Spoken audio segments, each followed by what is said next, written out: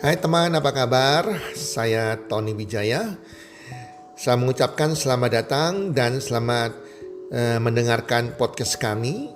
Melalui podcast ini, kami memiliki misi bagi pendengarnya agar setiap pendengarnya bisa memiliki kehidupan yang sehat, sejahtera, dan berbahagia. Kami ingin menjadi sebuah cahaya lilin di tengah kegelapan yang bisa memberikan harapan, manfaat, dan solusi bagi setiap pendengarnya. Selamat mendengarkan podcast kami dan semoga Anda menjadi pendengar untuk podcast kami berikutnya. Salam 1, 2, 3, salam sehat, sejahtera, dan bahagia.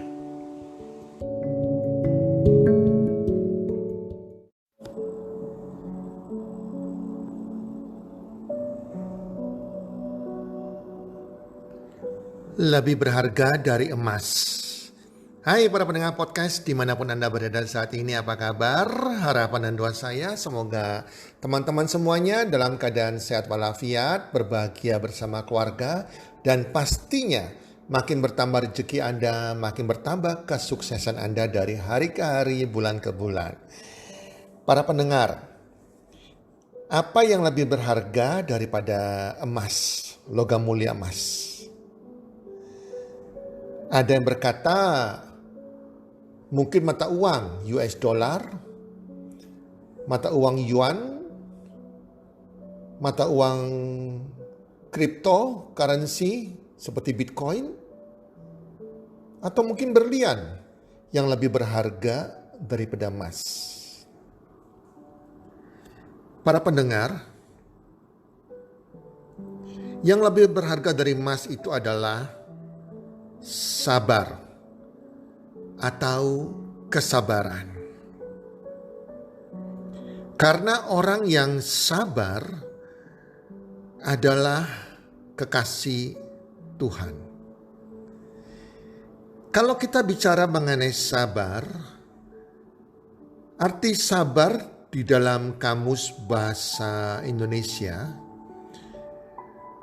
artinya adalah tahan menghadapi cobaan, yang diartikan bisa tidak lekas marah, tidak lekas putus asa, tidak lekas patah hati, tabah, tenang, tidak tergesa-gesa, dan tidak terburu nafsu. Itu adalah arti sabar dari Kamus Besar Bahasa Indonesia. Kesabaran itu sendiri menunjukkan kualitas karakter orang yang matang dan dewasa. Jadi kadang kalau kita menilai seseorang itu sudah matang atau sudah dewasa, bukan berdasarkan faktor usia. Saya mengenal banyak orang yang usianya sudah sepuh, 60 tahun, 70 tahun, 50 tahun lebih, tapi tidak memiliki karakter sabar itu.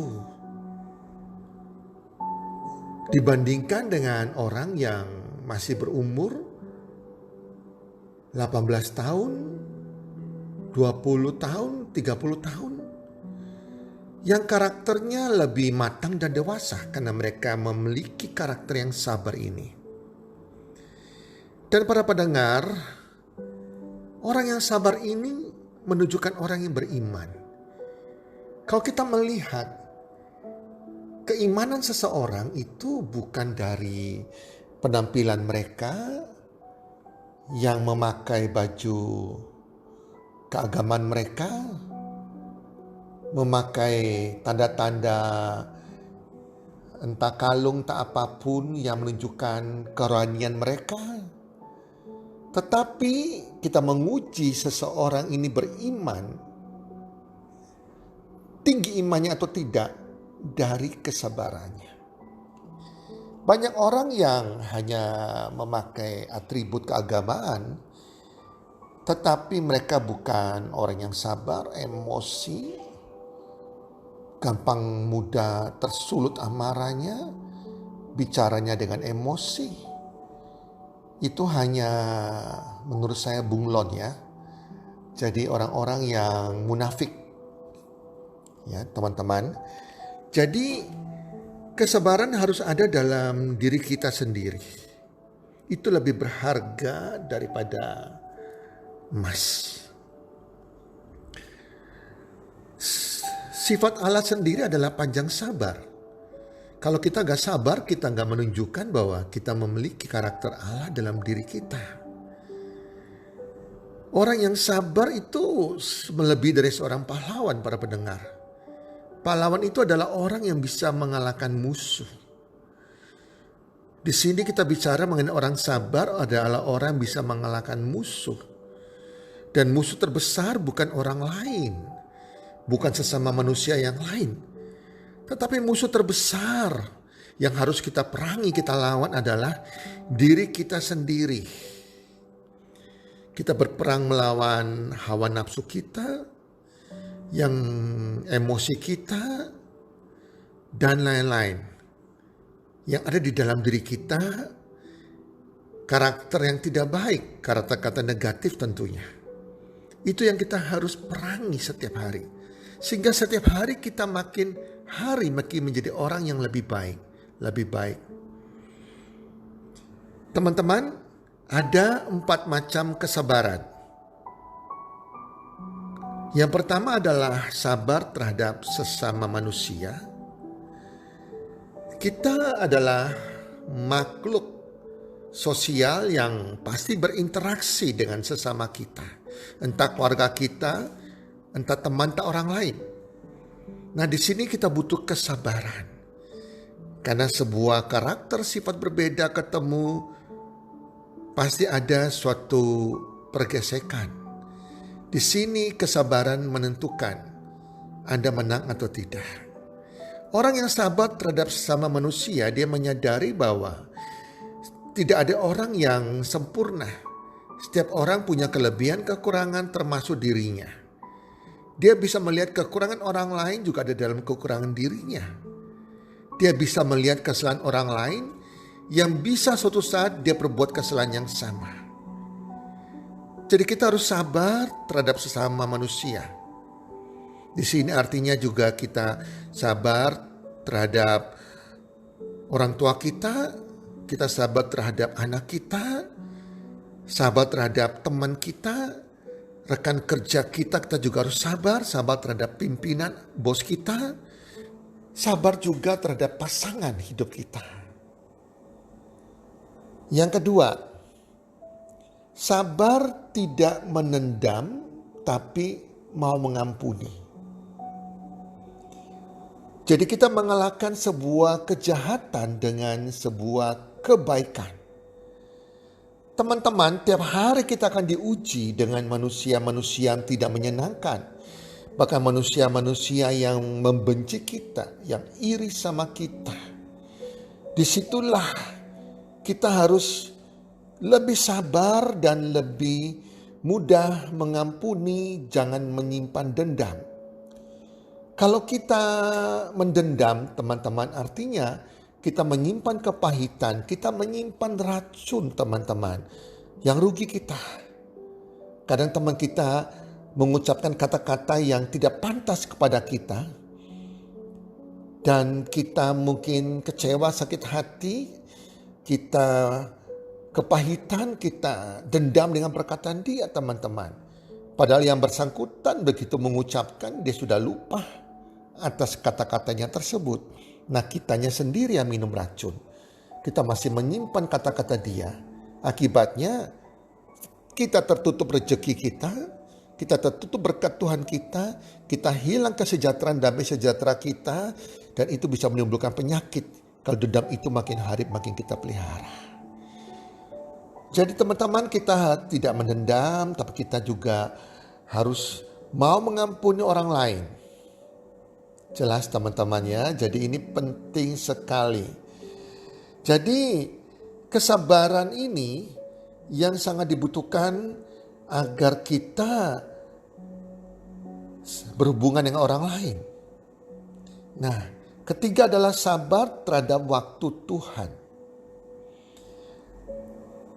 Terkadang teman-teman di dunia serba instan ini kita ingin cepat sekali. Semua ingin lekas-lekas. Ada masalah ingin cepat selesai.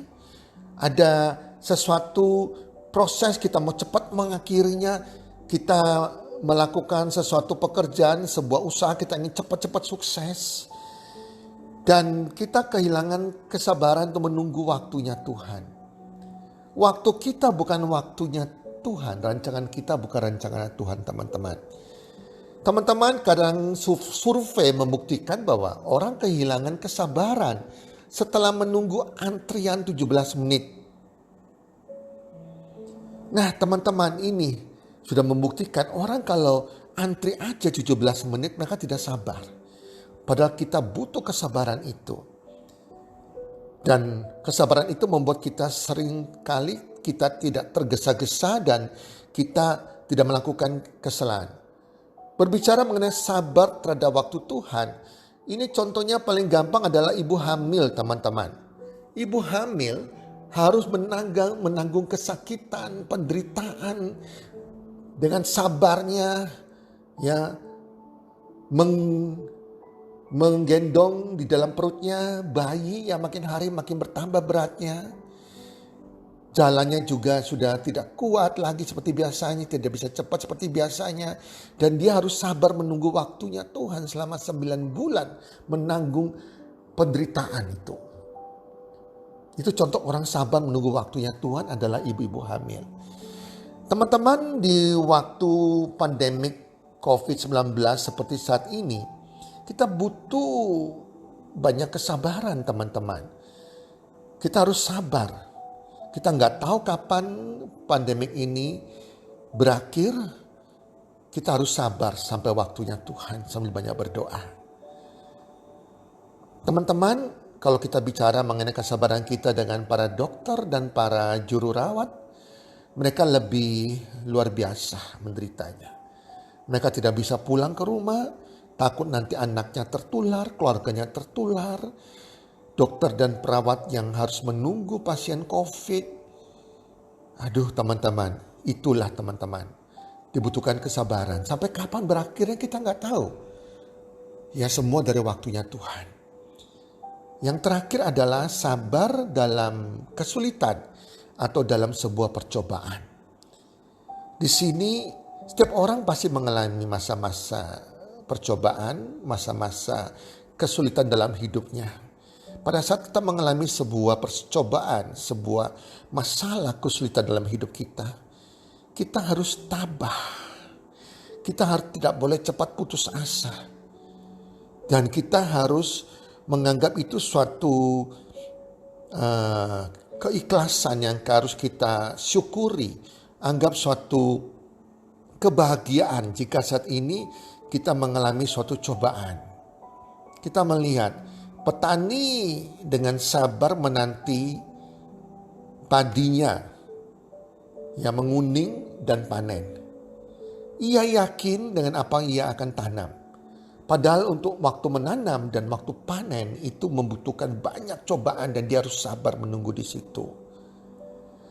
Ya, jadi kita apapun kita alami hari ini, percaya ada waktu menabur, ada waktu menuai.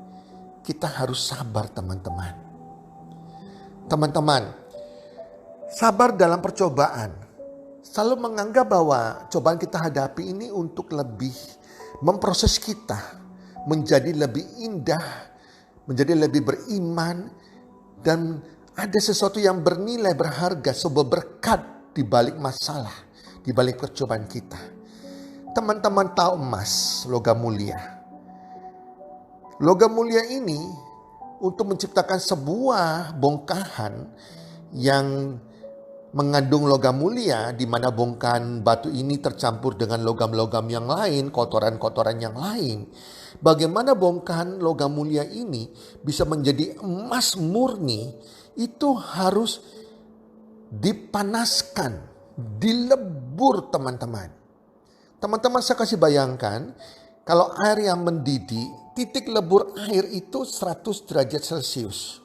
Sebuah bongkahan batu yang mengandung emas ini harus dipanaskan dengan titik lebur emas 1064 derajat Celcius.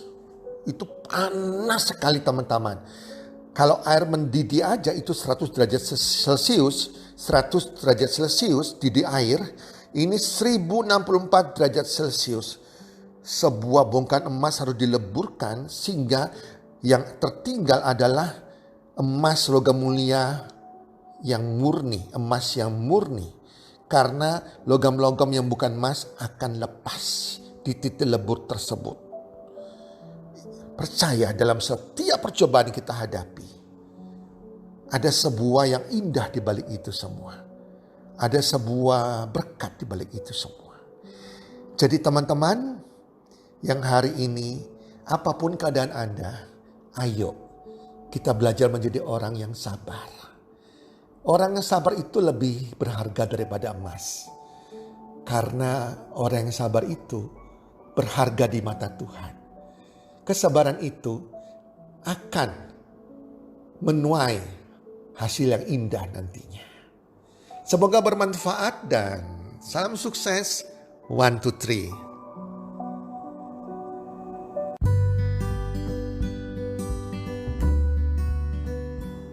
Terima kasih sudah mendengarkan podcast kami. Teman, jika Anda rasa bermanfaat podcast kami ini, Anda bisa menginfokan kepada rekan kerja Anda, keluarga Anda, teman ataupun sahabat Anda. Dan jika ada hal-hal yang Anda ingin tanyakan kepada kami, ataupun topik-topik apa yang Anda ingin kami bawakan, kami sampaikan, Anda bisa DM kami di Instagram kami, healthcommunity.id. Salam 1, 2, 3, salam sehat, sejahtera dan bahagia.